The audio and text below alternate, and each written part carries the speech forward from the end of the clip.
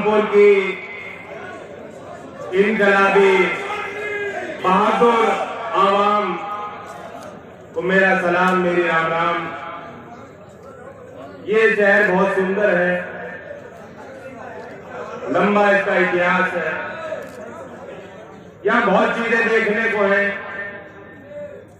बहुत चीजें यहाँ की प्रसिद्ध हैं। अभी यहाँ की पुरानी बेकरी का बिस्किट हमें खिलाया, बहुत प्यार आपने किया। लेकिन शायद यहाँ रामपुर की एक आवाज है जिसकी गूंज चारों दिशाओं में जाती है, और वो नाम है आदरणीय आजम खान साहब का। मैं धन्यवाद देता हूं कि आपने मुझे यहां बुलाया और आपसे रूबरू होने का मुझे अवसर किया। इतने करीब से मैंने आपकी तकरीर को सुना और मैंने ये समझा कि आज आपके लिए बहुत भावुक पल है। जो आपने यहाँ बात कही है वो दिल की आवाज थी। मैं इस मंच पे सभी हमारे गठबंधन के जिम्मेदार साथियों को कहता हूं कि ये वक्त है, ये वो फैसले की घड़ी है जब आने वाला इतिहास जब मुड़कर कोई देखेगा तो ये समझेगा कि कौन जिंदा था, क्योंकि जिंदा कौम के लोग कभी शांत नहीं रहते, वो लड़ते हैं, वो फिक्र नहीं करते, वो लड़ते हैं, मुकाम तक पहुंचे ना पहुंचे वो लड़ते हैं। और आने वाली 5 तारीख को एक एक वोट कीमती है।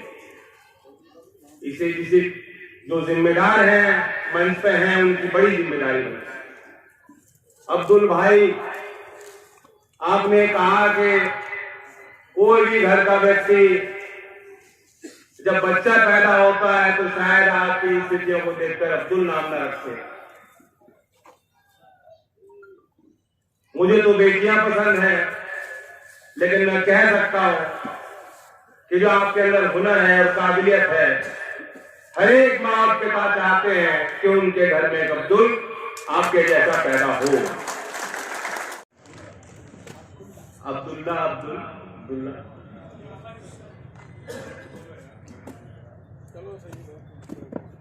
मैं भी खतौली से होकर आ रहा हूं और योगी जी कह जाते हैं जब मैं बात कहता हूं, लेकिन वहां तो बहुत गर्मी थी और यहां आके भी मुझे आपकी गर्मी महसूस हो रही है। कौन निकालेगा आपकी गर्मी? ऐसी कोई ताकत नहीं जो आपकी गर्मी निकाले। मैं इस मंच के माध्यम से नमन उनका भी करता हूं जिन्होंने हमारे लिए, देश के किसानों के लिए शहादत दी। नवनीत जी यही बिलासपुर गांव के 26-27 साल का नौजवान जिसका पूरा जीवन आगे था, जो 26 जनवरी को किसान आंदोलन में शहीद हो गए। हमारी सरकार होती तो उनके परिवार को धक्के नहीं खाने होते, जिस तरह उनके परिवार को कानूनी लड़ाई उनके लिए लड़नी पड़ी। जिक्र करता हूं गुरजीत जी का, जो लखीमपुर का नरसिंहार था, जो मुख्य गवाह हैं, जिनके लिए सुप्रीम कोर्ट ने कहा है कि मुख्य गवाहों की रक्षा उत्तर प्रदेश सरकार की जिम्मेदारी है। मेरी अभी पिछले 5 दिन पहले उनसे बातचीत हुई और पता लगा कि उनकी सुरक्षा हटा दी गई। मेरे कार्यालय में जब एसपी देहात से बात की, बताया गया कि उनके खिलाफ मुकदमे हैं, इसलिए उनको सुरक्षा नहीं दी जाए। लानत है ऐसी सरकार को, ऐसी व्यवस्था को जो सुप्रीम कोर्ट को मानने को तैयार नहीं है। आलम साहब ने तो 5 तारीख का जिक्र किया है। 5 तारीख पे मेरी विशेष निगाह रहेगी और 5 के बाद है जो किसान परिवारों के साथ जो अन्याय हुआ है, ईंट से ईंट बजा देंगे, लेकिन ऐसे परिवारों को न्याय इतने सुरक्षा कर्मी लगाए हैं। मैं तो कभी पुलिस वाला लेके चलता ही नहीं हूँ। चौधरी चरण सिंह जी के साथ एक करतार सिंह होते थे, चौधरी अजीत सिंह जी के साथ एक रामवीर जी होते थे, बिल्कुल दुबले पतले से। कभी सुरक्षा हमारे साथ नहीं गई।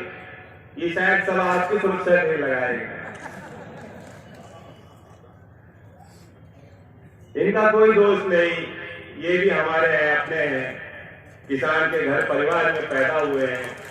और किसान के बच्चों की तो ये हालत होती है कि माँ के गोद में ही बच्चा सीख जाता है कि हमें मेहनत ज्यादा करनी पड़ेगी। और जो बड़ा होता है, पैदा होता है, तो घर के बड़े उसे बैठाकर समझाते हैं सही और गलत की पहचान करना। इस देश का कोई किसान नहीं है जो ईमानदार ना हो। किसी किसान ने कभी गबन नहीं किया है, लूटा नहीं है। वह सत्य को पहचानता है और सत्य के साथ खड़ा रहता है और सत्य के लिए लड़ने और लड़ने को तैयार रहता है। मैं वही उम्मीद जो वर्दी पहने लोग हैं, वर्दी पे हमें विश्वास है। हमारे गठबंधन ने तो चुनाव में वर्दी के सम्मान को रखने के लिए आपकी जिस हालात में आप नौकरी करते हैं, क्योंकि अगर प्रदेश की कानून व्यवस्था में सुधार लाना है तो आपकी इज्जत करनी होगी, आपको मजबूत बनाना होगा। इसलिए हमने ऐसी ऐसी बातें रखी थी जो शायद उत्तर प्रदेश के राजनीतिक इतिहास में वो कभी किसी घोषणा पत्र में वो बातें नहीं रखी गई। तो इसलिए मैं आपको भी कहता हूं, तो आपकी विशेष जिम्मेदारी है संविधान के प्रति, आपके वर्दी के जो नियम और परंपराएं हैं, जो आपने शपथ ली है, उसे जरूर याद रखिएगा। और ये बहादुर लोग हैं, पीछे तो हटते नहीं है। लाठी तो मैंने भी खा रखी है, कुछ हुआ नहीं, बल्कि लाठी का डर और निकल गया मन से।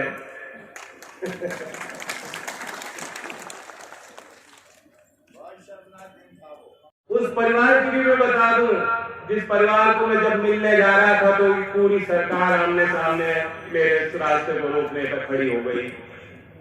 हाथरस के उस पीड़ित परिवार, क्या क्या प्रताड़ना उस परिवार में सही है। ये नवंबर की तारीख दिसंबर हो गया 2022 का, 2 साल हो गए। अभी तक मुख्यमंत्री ने जो उस परिवार को वीडियो कॉन्फ्रेंसिंग के माध्यम से और फिर डीएम ने चिट्ठी लिखकर जो वादे किए थे विस्थापना के लिए कि तुम्हें हम जमीन दिलाएंगे, मकान दिलाएंगे, सरकारी नौकरी तुम्हारे घर के परिवार के सदस्य को दिलाएंगे, हाथरस के रेप पीड़ित के उस परिवार को वो वादे योगी सरकार अब तक पूरा नहीं कर पाई। लानत है। SC/ST एक्ट में 3 महीने में सरकारों की जिम्मेदारी बनती है जब ऐसे मामले होते हैं कि 3 महीने के अंदर मुआवजा पीड़ित परिवार को देना होता है। ये देश का कानून है।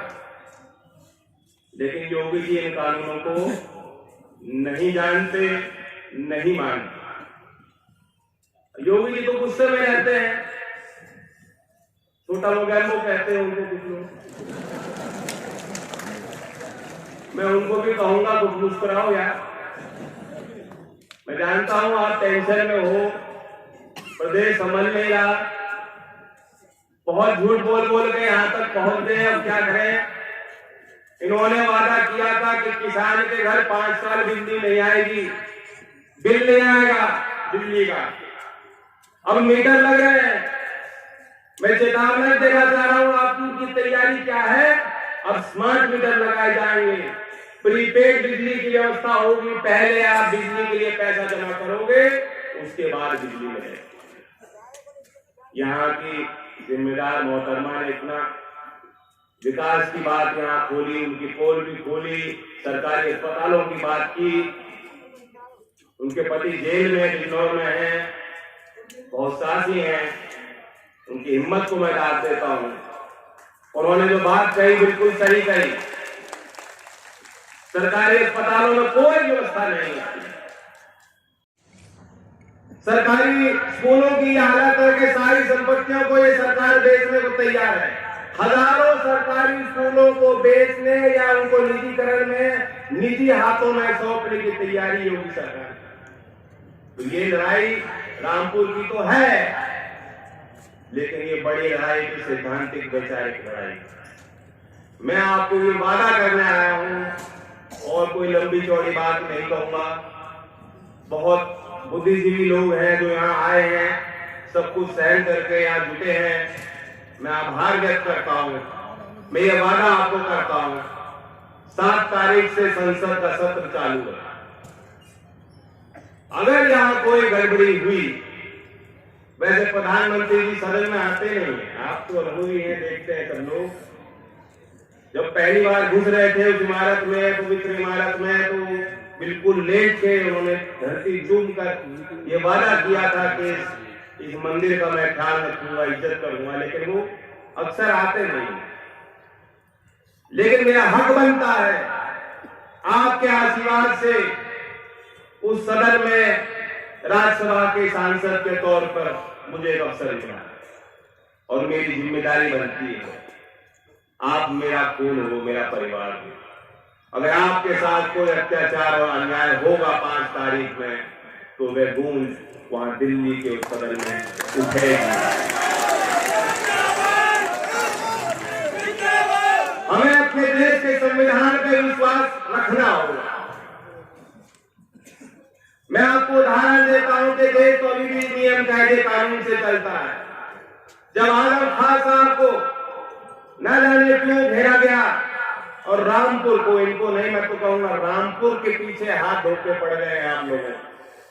योगी जी इनके तो नाम पे ही राम है, ये क्यों नहीं सोच रहे रामपुर के तो नाम पे राम है। लेकिन खैर घेरने की तैयारी है। और जब ये सीट खाली कराई गई तो हमने चिट्ठी लिखी, प्रयास किया, आवाज उठाई।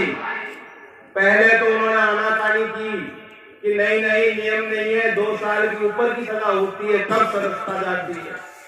लेकिन विधानसभा अध्यक्ष ने मुझे चिट्ठी लिखी और बताया कि नहीं, उनकी सदस्यता तो गई।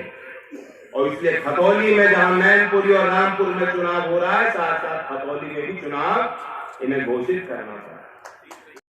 ये देश का संविधान है, बाबा साहब अम्बेडकर जी ने जिसको रचाया। इस देश में आजादियां हैं जो हर नागरिक का हक बनती है, जिसके लिए देश के स्वतंत्रता सेनानियों ने लाखों कुर्बानियां दी।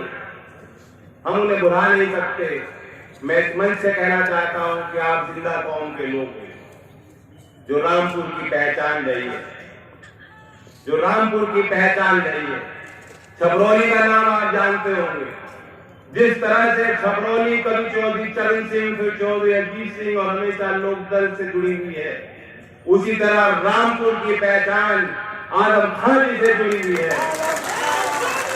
और 5 तारीख में काबिल यहाँ के जो प्रत्याशी हैं, आसिफ राजा साहब, जिन्होंने इतने प्यार से आपको समझाया, मैंने कभी किसी उम्मीदवार को ऐसी तकलीफ देते नहीं सुना।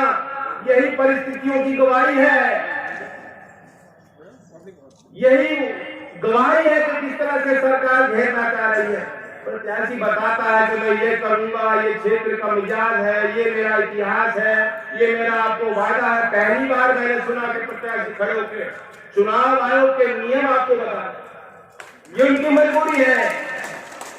चिंता मत कीजिए, आप तो पहले ही हाथ उठाकर वादा कर चुके हो, और एक बार वादा करने के बाद कोई वादा रामपुर का निवासी तोड़ता नहीं है।